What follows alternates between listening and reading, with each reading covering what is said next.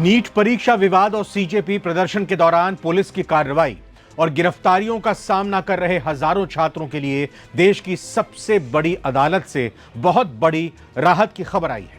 Supreme court ने एक ऐतिहासिक फैसला सुनाते हुए देश भर में सीजेपी और नीट प्रदर्शनकारियों के खिलाफ पुलिसिया कार्रवाई पर पूरी तरह से रोक लगा दी है। अदालत ने दो टूक शब्दों में आदेश दिया है कि प्रदर्शन के दौरान हिरासत में लिए गए या गिरफ्तार किए गए सभी छात्रों को तुरंत रिहा किया जाए। चीफ जस्टिस सूर्यकांत की अगुवाई वाली पीठ ने सुनवाई के दौरान पुलिस प्रशासन और राज्य सरकारों को कड़ी फटकार भी लगाई है। आखिर सुप्रीम कोर्ट ने केंद्र और किन 7 राज्यों को नोटिस भेजा है? नाबालिग छात्रों को लेकर अदालत ने क्या सख्त हिदायत दी और कानून हाथ में लेने वाले अधिकारियों पुलिस पर सीजेआई ने क्या टिप्पणी की है? वीडियो में आगे सुप्रीम कोर्ट के इस बड़े फैसले का पूरी खबर आपको बताते हैं। सबसे पहले बात महत्वपूर्ण आदेश की। सुप्रीम कोर्ट में दाखिल याचिका में आरोप लगाया गया था कि नीट परीक्षा में धांधली के खिलाफ आवाज उठा रहे छात्रों और सीजेपी प्रदर्शनकारियों पर पुलिस ने जगह जगह बेवजह लाठीचार्ज किया और दर्जनों छात्रों को जेलों में ठूंस दिया। इस पर सुनवाई करते हुए अदालत ने सबसे पहला और बड़ा फैसला सुनाया।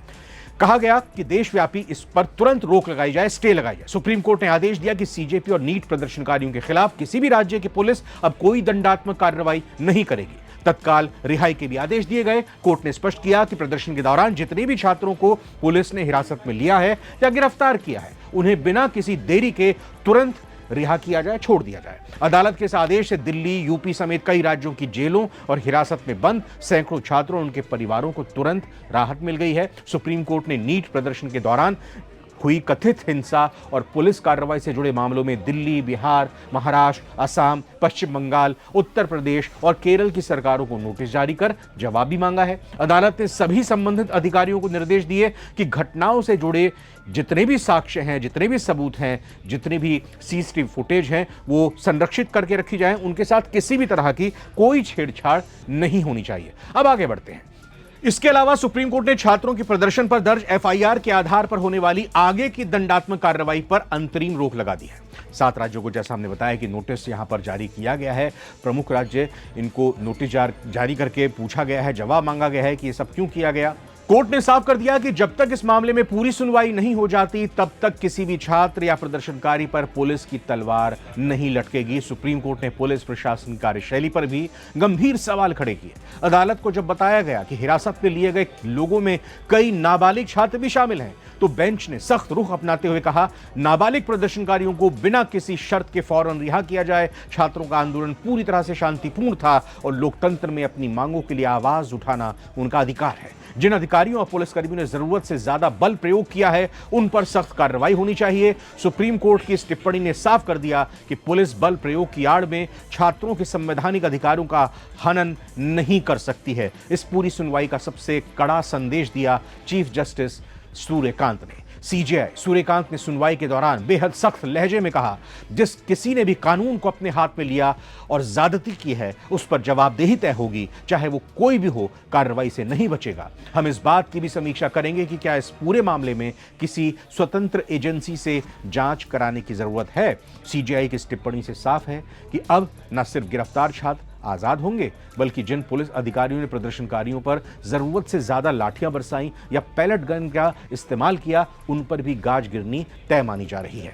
सीजेआई ने यह भी कहा कि सभी याचिकाओं में कुछ आरोप लगाए गए हैं। अगर व्यापक रूप से देखें तो एक मामला पैलेट गन के इस्तेमाल का है, जिसमें 19 साल के एक युवक की आंखों की रोशनी चली गई।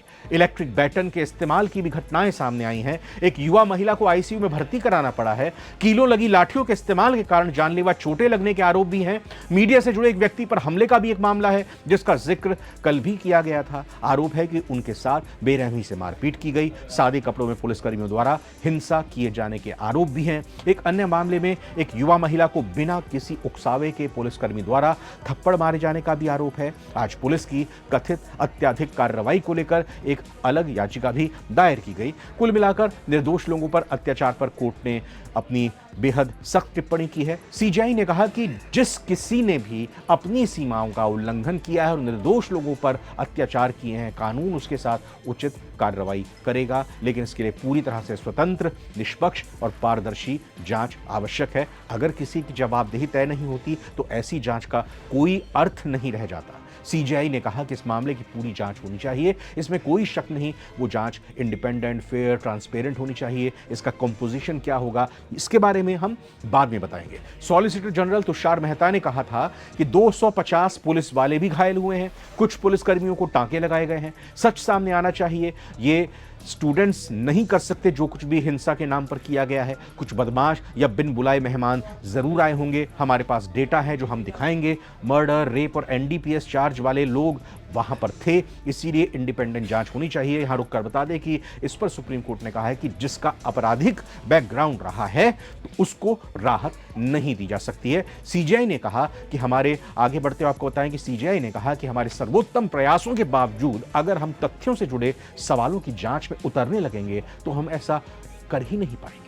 अगर हम सबसे संयमित भाषा का इस्तेमाल करें तो इतना कह सकते हैं कि स्वतंत्र जांच के लिए प्रथम दृष्टया मामला तो बनता है। अधिवक्ता मैथ्यूज नेदुम्परा ने कहा कि मैं माननीय न्यायाधीशों की ओर से कही गई बातों का समर्थन करता हूं। ये एक बेहद संतुलित और व्यावहारिक दृष्टिकोण है। मैं घायल लोगों के साथ हूं, लेकिन साथ ही अनुच्छेद 32 की अपनी सीमाएं भी हैं। वरिष्ठ अधिवक्ता एन हरिहरन ने कहा कि पूरे मामले से जुड़े सभी साक्ष्यों और सामग्री को सुरक्षित रखने का आदेश पहले ही दिया जा चुका है, ये व्यवस्था आगे भी रहनी चाहिए।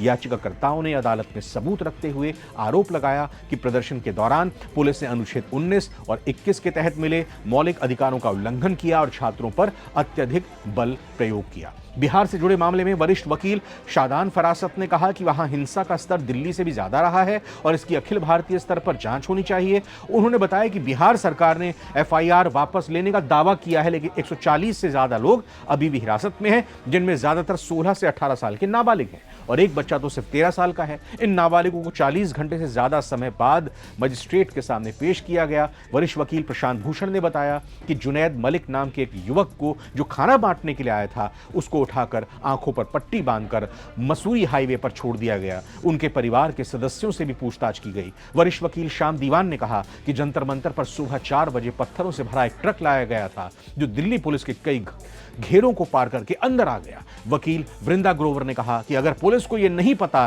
कि ट्रक कैसे अंदर आया तो फिर यह और भी सवाल खड़े करता है। वीडियो और सीसीटीवी फुटेज के संरक्षण और चेहरा पहचानने वाली तकनीक से जुड़े डेटा का मुद्दा भी इस दौरान उठाया गया और कहा गया कि इस डेटा का इस्तेमाल प्रदर्शनकारियों की प्रोफाइलिंग के लिए बिल्कुल नहीं होना चाहिए।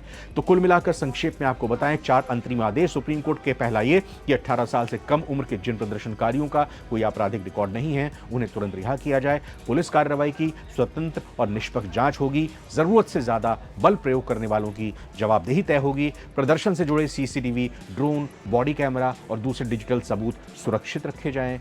दिल्ली समेत 8 राज्यों से जवाब मांगा गया है। जिन लोगों पर पहले कोई केस नहीं था, उनके खिलाफ फिलहाल कोई सख्त कार्रवाई नहीं होगी। तो सुप्रीम कोर्ट के इस फैसले ने देश के लाखों छात्रों और युवाओं के विश्वास को एक बार फिर मजबूत किया है। अदालत ने साफ कर दिया है कि न्याय के मंच पर छात्रों की आवाज को पुलिस की लाठियों से दबाया नहीं जा सकता। सुप्रीम कोर्ट के इस फैसले पर आपकी क्या राय है? क्या जरूरत से ज्यादा बल प्रयोग करने वाले पुलिसकर्मियों पर कार्रवाई होनी चाहिए?